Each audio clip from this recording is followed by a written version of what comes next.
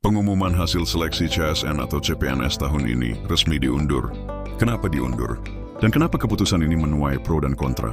Yuk, kita bahas lengkap biar kamu tetap update dan nggak ketinggalan info pentingnya.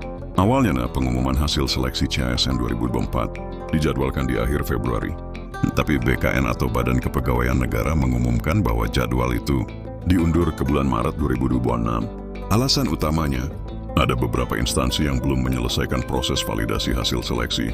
BKN juga ingin memastikan seluruh data peserta dan hasil tes benar-benar akurat sebelum diumumkan ke publik.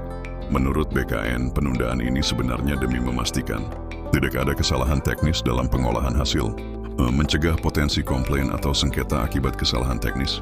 Buat sebagian peserta, penundaan ini dianggap wajar, tapi buat sebagian lagi malah bikin frustrasi. Di sisi pro, ada beberapa alasan kenapa penundaan ini bisa dimaklumi. 1. Proses seleksi lebih transparan. Dengan tambahan waktu, BKN dan instansi punya waktu lebih untuk memeriksa ulang hasil, jadi kesalahan teknis bisa diminimalisir. 2. Memastikan semua peserta diperlakukan adil, apalagi dengan jumlah pelamar yang mencapai jutaan orang di seluruh Indonesia.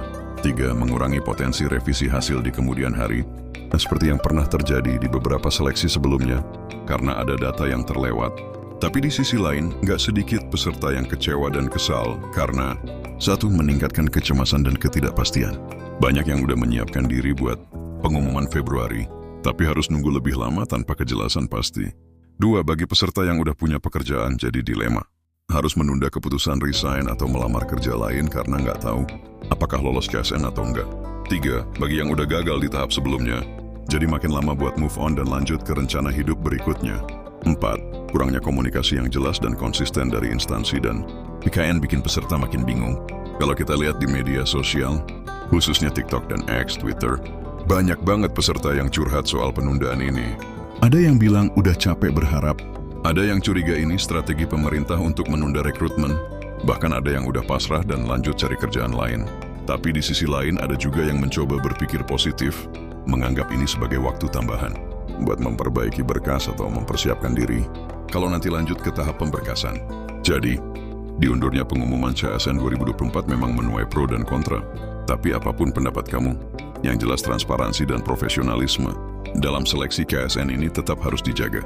Buat kamu yang masih berjuang, jangan patah semangat ya. Pantau terus website dan sosial media resmi BKN dan instansi tujuan kamu, biar nggak ketinggalan update terbaru. Kalau kamu sendiri, pro atau kontra nih sama pengumuman yang diundur ini? Tulis pendapatmu di kolom komentar.